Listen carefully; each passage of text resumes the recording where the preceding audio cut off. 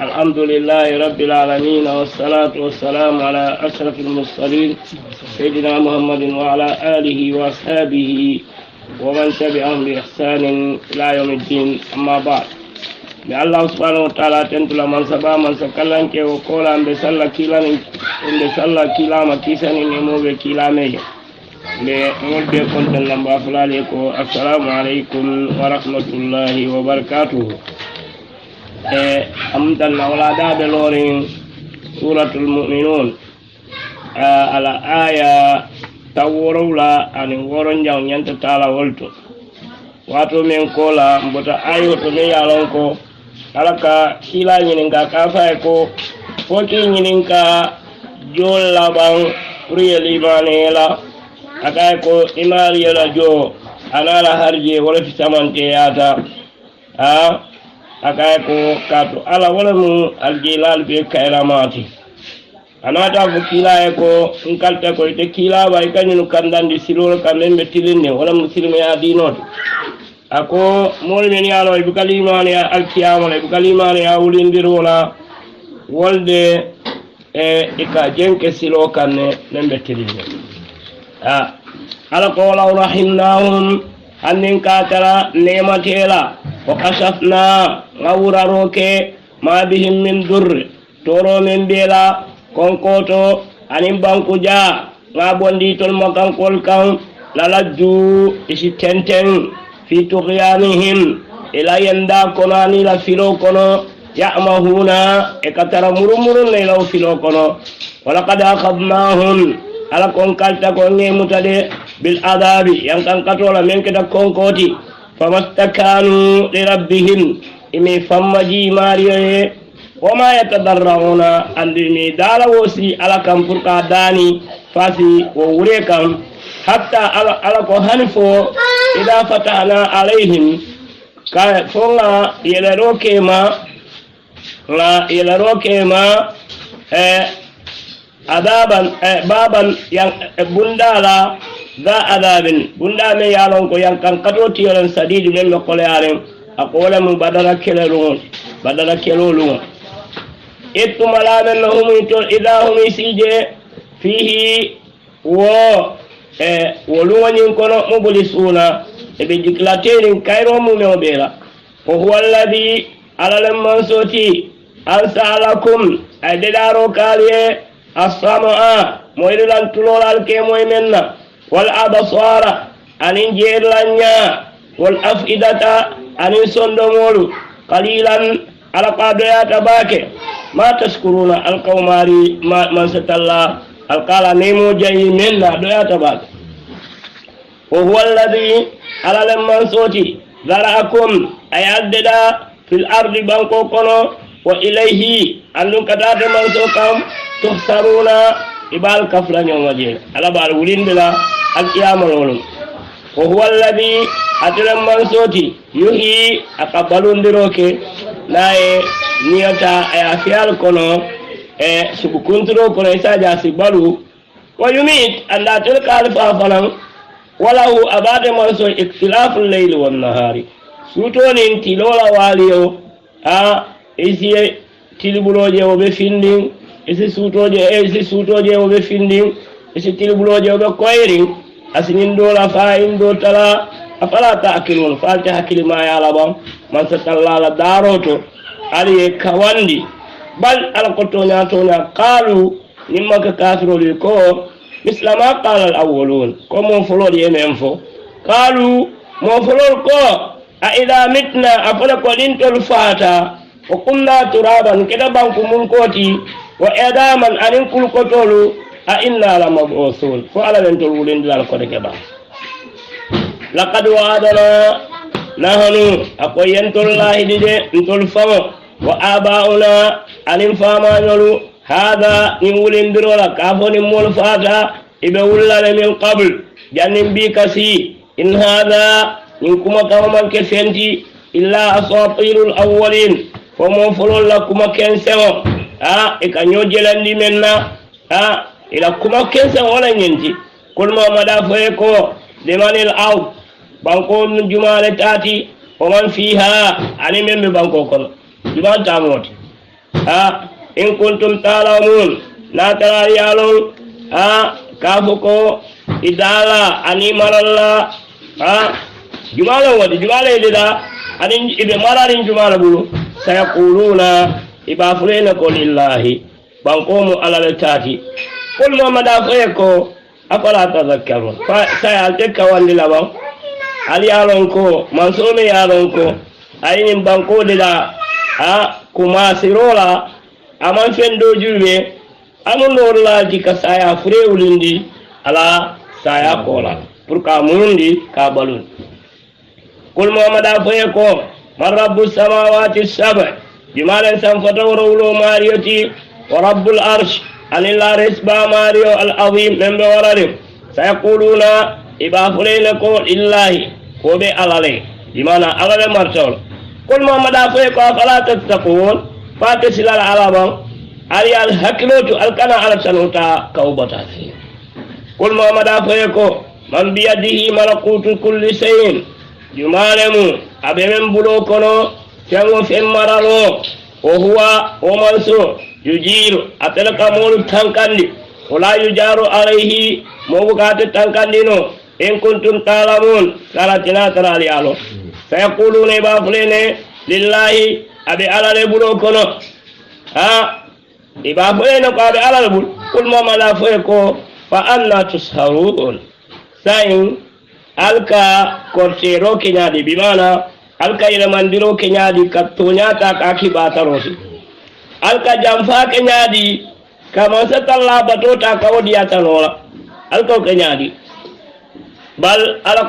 tonya atainahum bil haqqi ngatonya le dilade ngadiro kelanin tonyala wa innahum qad lakadibuna ibfani Allah mattaqadallahu alamam mutaroke min waladin kabodinna aman din soto wa ma kana ma'hu min ilahin andu ala kote man tara ala bul ala fe ne ala sibatu abato tonya ta men ala wankini idan ni wakada ni ala do tartanu ala fe nu la dhahaba kullu ilahin ala abe sambandiro kala bima khalaqa aynen de la mo masake fulani be dulakili mo kilna takake denu mansaw aynen de la ba flole ba batula wala be nyin kala wala ala badu ma la badin anun dorsi fansi ka dol kan yaje konteleno subhanallahi seniyabe alay amma yasifun ika aman kutunen na kafu ka diwo sodore waran fo ay kafnyo sodore anin men ka batu alimul ghaib atelam kunundi wollon nati wasahada anin banke atle wol beno fata'ala man so koto tata amma yushrikuna ika men kafu ate alama ka kafa batu kul muhammada feko afo rabbi mario imma turiyanni fo ben jerindi lalaban mayu adun ikillahi dimenna yang kankatolana ako ala ya jerindi walale badara kelalo rabbi mario fala tajalni ikalanke fil qawmi adh-dhalimin mol kono men keda tonyen dillalti kafirur kananni wol kede ibe men halakila kalambula mol kono wa inna ala konte ala an nuriyaka furkete kila jerindi mana iduhum ngila hidimenna laqadiruna ntem wono laaji de furke jerindi nke la hidimen idfao nyorindi doke billati fawala hiya ahsan membediat wala mu yepodi asiyata yekuja wonyorindi kunyimala na anunte ala wambelon ne bima yasifuna ikamemma kutu faniato kafoko akombe jola elawo mankutola ikamenke faniato wakul muhammad isa rabbi mari a'udhu bika netanko nyinin nebulu min hamadati shayatin abo setan lawi siwasandiroto wa a'udhu bika netanko nyinin nebulu rabbi mario ayahduruni kuru setane yemma dendi ayna nakuwolto ako kaatu setanate kaftela la kuolto aka kukuro wal sambanandi hatta hanfo idha jaa ahadahumul maut nisa yanate do kan otumo ayala sirawje dimba kono wala ayala sirawje arjano kono natara limaniyat qala asafukum mari rabbi mario irjioni murundi bang murundi la aliyado bato a'mal salihan nsi bara kendo bara nsi sede ya ko man saman so fo ala fima taraktu membe tulanni nsi yoto koteke ni en dukundi saje nsi sede ya ko man sade kere nsi bara kendo kala ala ko kumoto je muroto jambide innaha innaha wa men jeten akola mum mario pour kafuko murundi kalimatun omukuma kamalti huwa qailuha atelamu folati bilo okuma kawfo nafatala wa min waraihim ala qade koma walan dol qade nyato barazaqun kabro wala mu bantambilo ja wala mu kabro ila yawmi yub'athun wala janni lume ala be wulindila kabola kabro kono kamruwate ala kam fa idha nufiqa fi suri niye sarafili e buto fe ala butu fe folo wala bina fe folo wala fulanjao wala ansaba bainahum wolu wala siltal tema yawmedin wolu wala nisafu kontele fi sata karti ke fa warati otenjede wala yatasaaluna anu mote mo nyinen kala ite mo dola el halo nyinen kala kapite fonga ko wala be sola la pour ko nyinen ka ko ala ya ko nyane kullum rein bima kasawat rahim wolo momo afawla ko dora bono sola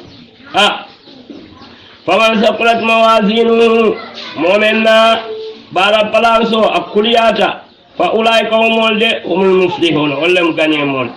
wa man qaffat mawazinuhu momenna bara balanso fiata ala bara jawlu walla siyata ala kunyimal fiata fa ulaika umari alladina wallam moti khasiru anfusahum men fawl bonondi fi jahannama kono khaliduna itolbe dama lawol talfa wujuhahum nar dimbabe nyaalu janila je wo metolu fiha wa dimba kono kalihuna ibe tarraken sayarinne dimbabe ila datulu santon ko wurala ya le kumoto ay duman ko fananta aya wura ay nyol be findini banta isafo e ko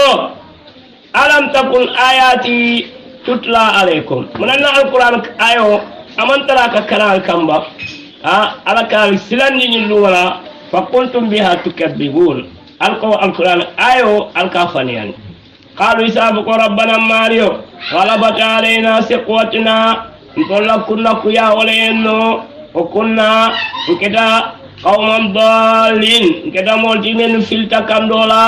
ربنا ماريو أخرجنا منها دكارن فينتين ديمبا كونو فإن أدنا نمرون تاني والي نويا فإن ننتلو ظالمون ساين تولم تونين دلات نيو قال على صافو يكو malaikol ne wala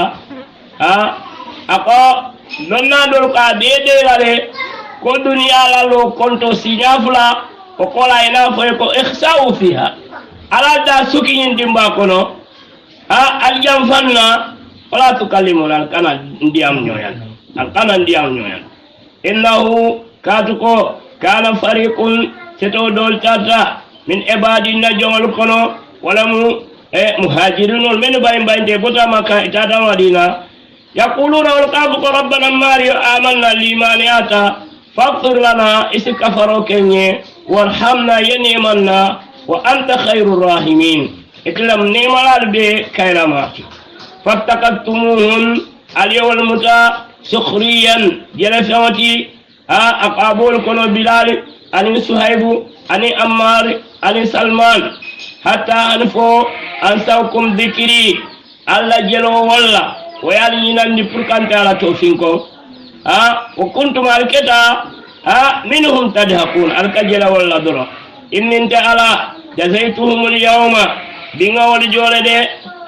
nemola me ala be sabatirin bima sabaru ila sabaro kamma alle jelola analle doyala annahum qawlde humul faizuna wallam ganimol kul kala alako subhanahu wa ta'ala afu malaikol ne wala ko kam labistum fil ard atolu aliye wati jelle sabati banko kan duniya kono jang Allah kabrol kono adada sinin samol kontola qalu ikaye ko labisna yawman ndol dal kilikilin doronga wala sabati duniya kono aw bada yon waranto tili talante nga wala fankeje mantilo fankeje fasalul adina ikaye ko kontindula ñinin kaba men ka kontiro ke malaikol to men ka jongol la baro tankandi kala ala safo malaikol ne wala illa bistum wallahi alman fen sabati ñim banko kan illa qalilan fodamandin doron law annakum la tarako atolu kuntum talamuna aliyalon aliya konto ne sabati duniya kono ja ako kawo suman anal men sabat la dimba kon afasibtum ala ko fondo aliyen ne jiki annama khalaqnakum konte ala ngal deda abasan tulungol la kensenke mal deda dalil kam ngal deda wala nyama wa annakum qaltulu ilayna intala kan la turjauna jamrun naji ali wala jiki ala ko manjino ni adama de wal deda fenna ko kante ala batu amange ko ya deda kensenkele atali ñinin kala altuje o ñama hani fata alallahu man satalla koto tatare pour ka adama diŋol deda feyala ka adama diŋol deda amanke dalil kanti almalikul haqqu to ñamalalla manso la ilaha batuman sata kering illa huwa fate duro batuman sata kering me yalon abato simona fa sa tora fate ala duro rabbul arsil karim atlam la resba mariyoti me ala be bunyari ko man yadao momen kiliroke ma allahi ala fe ilahan akhar ala kotenna la burhana lahu bihi dalil man tarabulu wo ala kotan ka kamen batu ala fe fa inna ma hisabuhu o mari la kontibo ala jo inda rabbihi aba mariya bala innahu wa manso la yuflihul kafirun abuka kafirul kanendi Allah te kunodi ala fana wa qul muhammad isa rabbi mario ikfir isi kafaro kenye warham yeni mamunul fanamma nemola yejun kafaro fana la fakan wa ante man so khairur rahimin itlamu nemola be fi samante